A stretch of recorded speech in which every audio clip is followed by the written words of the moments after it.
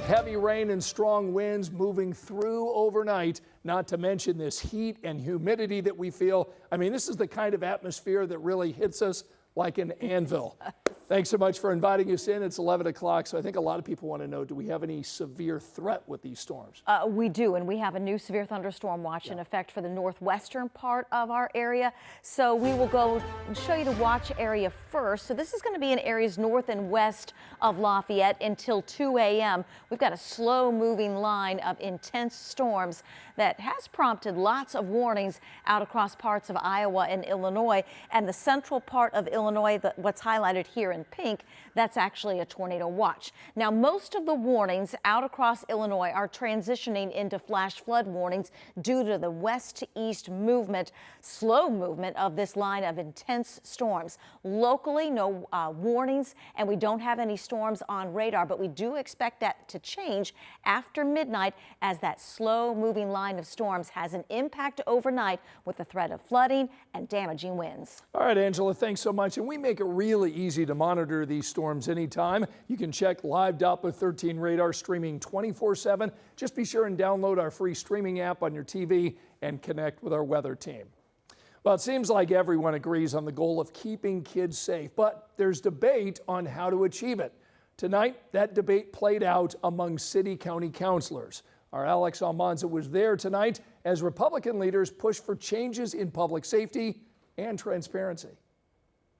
Hey there, two proposals were brought to the Public Safety and Criminal Justice Committee. One would include 17-year-olds in the city's public safety curfew. The other would ask OPHS to be more transparent. Debate is underway over who's included in the city's public safety curfew.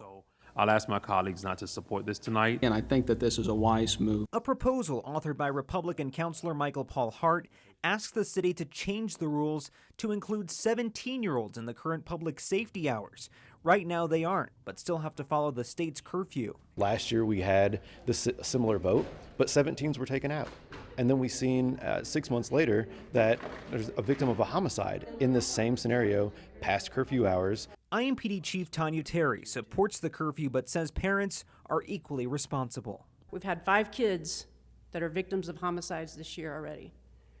We just started June. 1 of 5 was out after curfew. And if parents can just think, just plant the seed for a minute, what's my kid up to, who are they with? But Councilor Rena Allen argues that change could negatively impact people of color. While we may not be locking them up and we're putting all these other things in place, we just don't know what negative interaction that will start with IMPD. That proposal ultimately passed committee. Can we take a vote? Yes. Can we bring this home, land the plane? Another proposal was split into 2 sections. The first tightens oversight of the Office of Public Health and Safety after a recent audit found widespread problems with how OPHS awarded and managed contracts. The proposal asks OPHS to implement ethics and compliance training. A controversial part of it would have allowed the city to freeze OPH funding if those fixes weren't made. Only that section was voted down. Now that curfew proposal has passed the committee with a do-pass recommendation. As for the OPHS proposal, only a portion of that heads to the City-County Council. In Indianapolis, Alex Almanza, 13 News. So we've just heard the councilors talking about public safety with IMPD's chief, but earlier today, the chief was sharing her insights with the young Hoosiers they are aiming to protect. If I've never found this camp, I'd probably be out somewhere just doing whatever. Patience is important and having respect is the key. Police Chief Terry spoke to dozens of kids at Young Men Inc.'s Summer Empowerment Camp. The chief talked about how making good choices now can shape a bright future because actions have consequences for good or bad. Chief Terry went on to tell us that she hopes by making these connections, these young people see the benefit of decency over disorder. Every choice has an impact on their future, and that they need to care enough about themselves to make the hard decisions and make them early. And they need to surround themselves with people who care about them as much as they care about themselves. Chief Terry and camp organizers challenge the kids to take what they learn and then apply it in their everyday life. It seems like no matter where you live, you may see a school referendum on the ballot in November. That includes one for Hamilton Southeastern. The HSE board just approved a resolution to replace the current operating referendum. So this plan calls for a maximum rate of 36 cents per $100 of assessed property value over 8 years. Board members say if it's approved, they'll likely recommend a lower rate in the early years and then adjust as necessary. The funding would support teacher retention, school safety staffing, and student health services. And there's a referendum happening over in Noblesville where school leaders say that they are facing financial hardships. They point to a current referendum ending property tax changes and the state's funding formula. That's why they are also hoping that taxpayers can help out. So here's what they would do. They'd phase in the tax hike until it reaches 57 cents in 2031. That's for every $100 on the assessed value of your home. The whole purpose of this is just to maintain stable funding so we can keep doing the things that we're doing now, not to add anything new. Now, if you don't want to do the math, district leaders will be there to help you. They're planning to host meetings later this summer and fall to walk you through it. We'll also break it down in depth over on WTHR.com. Now to a massive project to overhaul State Road 32, which is now just a couple of years away. But now is the time that INDOT leaders want to hear input from the community.